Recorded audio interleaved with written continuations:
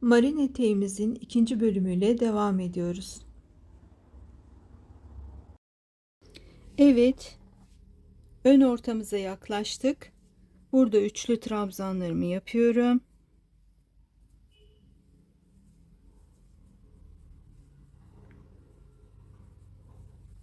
Ve sonuncu üçlü trabzanıma geldim. Burada şöyle bir işlemimiz var arkadaşlar. Ben üçüncü trabzanı yaparken son iki ilmeği çekmiyorum. Burada tığıma iki kez doluyorum ve tam ön ortasına şu ikili trabzanları yaptım. Beyazda daha güzel gözüküyor ama maalesef lacivert denk geldi.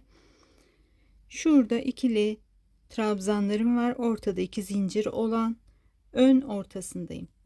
Burada ne yapıyorum? 1 2 3 ve şu son kalan 3 ilmeği de çekerek dörtlü bir trabzan yapıyorum ve şöyle görüyorsunuz, ön ortasından bu tarafa doğru bir düz çizgi oluşmaya başladı. Şimdi devamında tekrar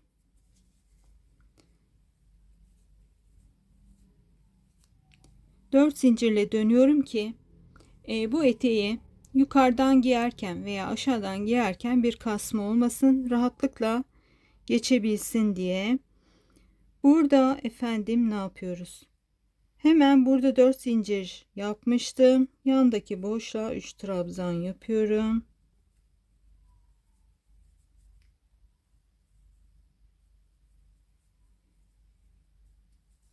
Ve şöyle bakalım tekrar.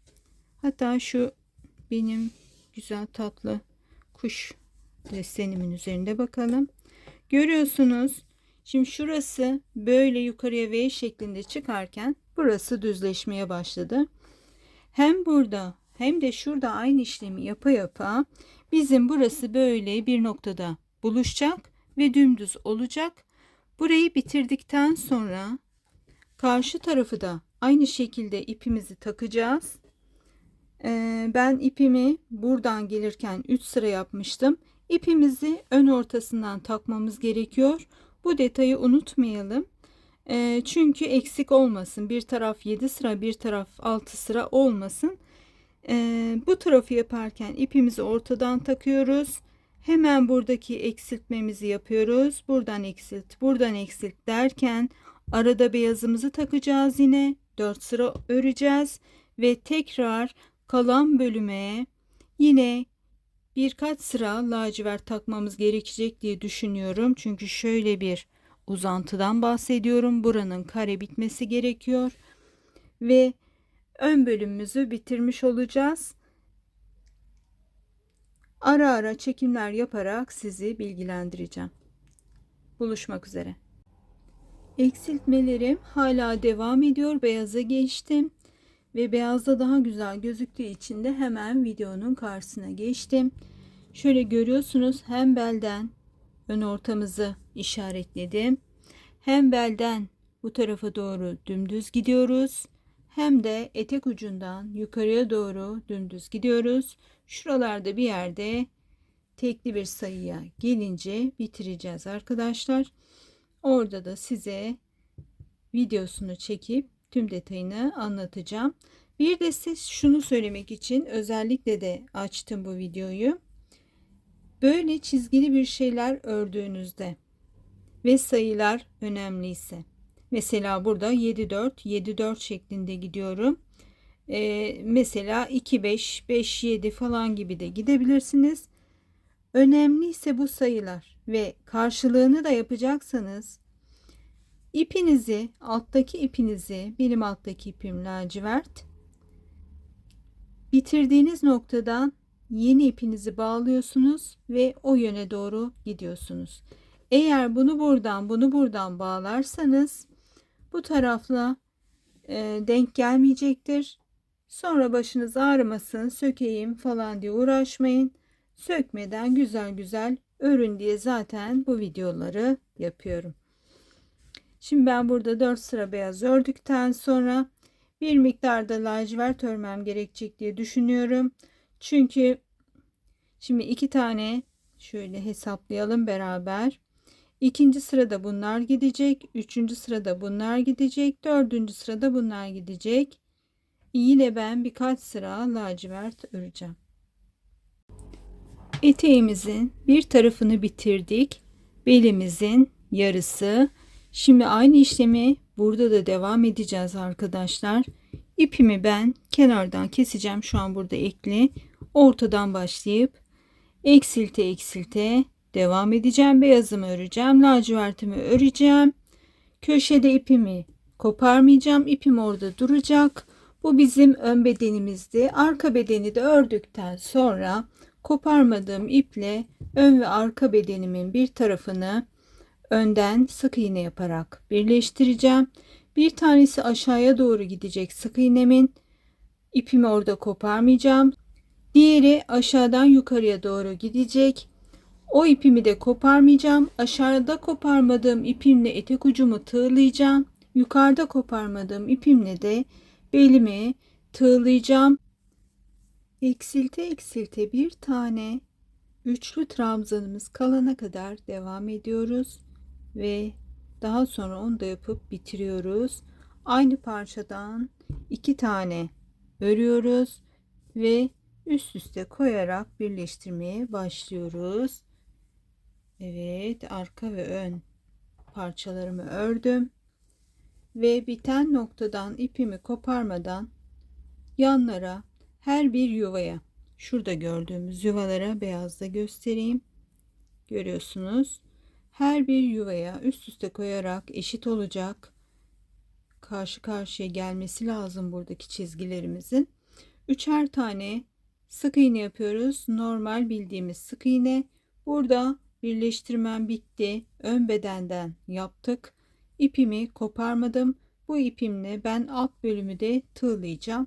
Şimdi şuradan etek ucundan, bu belden aşağıya gitmişti bu taraf. Yine öndeyiz. Şuradan ip bağlayacağım. Başka bir ip bağlayacağım ve bele kadar yine sık iğneler yaparak yukarıya çıkacağım.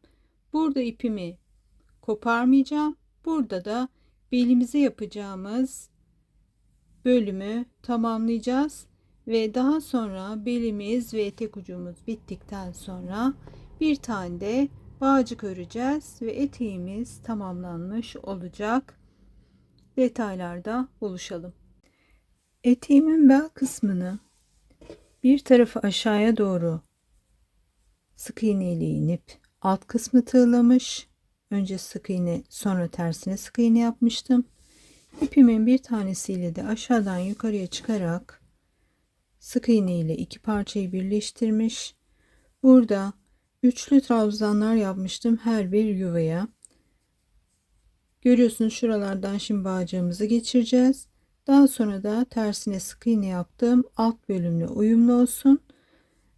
Diğer parçamızda da uyumlu olsun diye. Şöyle yaklaşık 1,70 santim uzunluğunda ölçeceğim. Bunu tam ölçüyü vereceğim sonra. Zincir çekip üzerine normal bildiğimiz sık iğneden yaptım. Burada ipimi 3 kat ip kullandım. Şimdi buradan şunları ben birazdan içine çekeceğim. Şu ön ortasından başlayarak şöyle görmüş olduğumuz tüm boşluklardan bir içeriden bir dışarıdan geçerek bağcığımı eteğimin bel bölgesine takıyorum. Buradan fiyonk yaparak istediğimiz ölçüyü ayarlayabileceğiz. Çünkü kalçadan itibaren bir daralma yapmadım. Fermuar olmadığı için veya düğme olmadığı için böylece rahatça giyilip çıkarılabilecek bir etek oldu. Görüyorsunuz, şöyle büzebileceğiz. Güzel, tatlı bir kıyafetimiz oldu. Şimdi ben temizliğini yapıyorum. Ölçülerimi ve benzeri bazı detayları hesaplayıp geliyorum. Evet, yine bir projenin sonuyla beraberiz. Bu bluzumuzu hatırlıyorsunuzdur seyredenler. Bu da onun takım olduğu eteğimiz. Aynı ipten ördüm. detaylarıyla karşınızdayım. Şimdi efendim, tığ örgüsü marin etek, şöyle bir şuradan başlayan ve hanım dilendi gibi şuralardan 2 yapa yapa çıkılan ve kenarlara doğru da genişleyen bir örgü modeli bu.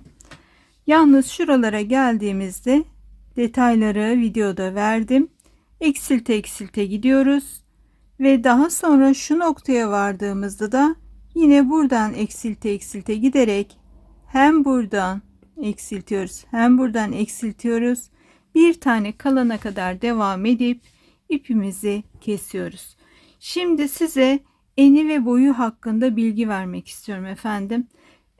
Benim ördüğüm kişinin kalça ölçüsüne göre yapıldı bu eteğimiz ve balayında giyecek, deniz kenarında giyeceği için de 45 santim mini etek olarak yaptık. İstiyorsanız daha kalın bir iple, benim ipim ince yazlık bir ipti. Kalın bir iple pamuklu veya bambu veya birazcık akrilik karışık kalın bir iple, pamuk yüzdesi tabi önemli burada, %100 akrilik olsun demiyorum. Örüp günlük hayatta da ister daha kısa ister daha uzun bir etek boyu olarak uygulayabilirsiniz. Bağcık yaptım ben. Çünkü kolay geçsin istedim. İçerisine astar dikmedim. Fermuar dikmedim yan tarafa. Veya düğme yeri yapmadığım için bunun yukarıdan veya aşağıdan giyerken tatil yerinde de insanı zorlamayacak bir şekil olsun istediğim için bağcık yaptım. Böyle kıyafetlerde ben lastik pek sevmiyorum. Birincisi yazlık olduğu için çok fazla yıkanıyor. Lastik çok çabuk yıpranıyor. Bir de her kıyafete uygun lastik bulmakta kolay olmuyor. Bayağı bir dolaşmanız gerekiyor falan. O yüzden ben tercih etmiyorum. Şimdi beraberce detaylara geçelim arkadaşlar. 108 kalçamızdı. 2'ye bölüyorum. 54 santim. 2 santim pay eklenmiş hali. Arka ve önü eşit yaptım arkadaşlar. Önü geniş, arkayı dar falan gibi ayrıntılara girmedim. Boyu 45 santim yaptım. Bağcık yaptım. Belden geçirdik. Lastik yapmadığım için 180 santim bağcık yaptım. Zincir yapıp üzerine bağcık yaptım. İp cinsim İtalyan mercerizeydi. 2 kat ördüm. Hem laciverti hem beyazı ikisinde 2 kat yaptım. Sadece bağcıklarda 3 kat yaptım ipimi. İpimin gramı 200 gram. Tığ noğumda 3 no tığ idi. Şimdi eteğimle ilgili size şöyle bir detay anlatmak istiyorum. Hemen gelelim. Şimdi bizim eteğimiz lacivertle başlıyor. Hemen şuradan da eteğimizin uç kısmını göstermek istiyorum.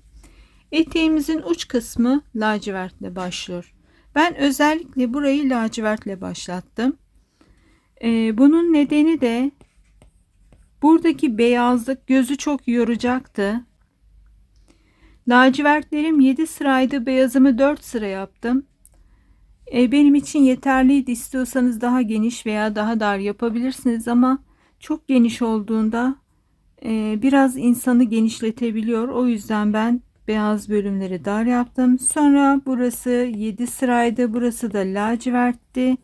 Ve size anlatmak istediğim bölüme geldim arkadaşlar. Eteğimin şu kısmını, şu yan kısmı, şurada bağcığım var, tamamen lacivert bitirebilirdim. Eğer bunu birazcık ince görünmek isteyen birisi örüyorsa. Bunu ben ince bir kızı ördüğüm için böyle bitirdim. İnce görünmek isteyen birisi örüyorsa eğer, şurada beyazımız var bizim. Bu beyazdan sonra şurayı olduğu gibi lacivert yapabilir. Böylece sadece 2 sıra beyazımız olur, gerisi lacivert olur ve kalçalar daha dar görünür. Ve bu V'lerimizi yukarıdan aşağıya V şeklinde değil, aşağıdan yukarı V şeklinde de yapabilirsiniz. Ama ben bunu tercih ettim. Yukarıdan aşağıya V olması bizi daha ince ve biraz da boyumuzu da biraz daha yüksek gösterecek diye tercih ettim. Bir de buna benzer bir modelde. Aynısı değildi ama buna benziyordu. Lacivertlere lacivert püskül yapmışlardı. Beyazlara da beyaz püskül yapmışlardı. Ama ben bu etekte püskülün pek güzel durmayacağını düşündüm. Ama çocuklarınız için farklı renklerde yaparsanız pembeli, kırmızılı, yeşilli, sarılı onlar da hoş duracaktır. Onun için deneyebilirsiniz. 2 tane dikdörtgen örüp yanlardan tığladım. Dikebilirsiniz. Bu bölüme başka bir şey yapabilirsiniz. Hiçbir şey yapmadan da sadece aradaki yuvalardan ip de geçirebilir veya zincir çekip onu da geçirebilirsiniz.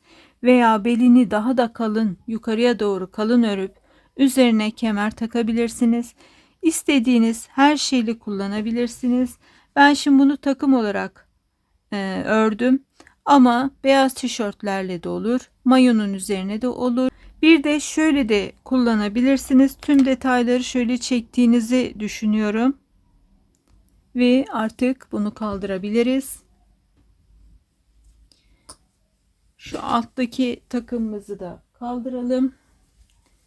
Bunu böyle örüp şuradaki bağcıkları açıp boynunuzdan da şöyle bir ensenizden fiyonk yapıp, görünebiliyor mu acaba fiyonkum? Bunun için bir ayağa kalkıp bunu bluz olarak da kullanabilirsiniz.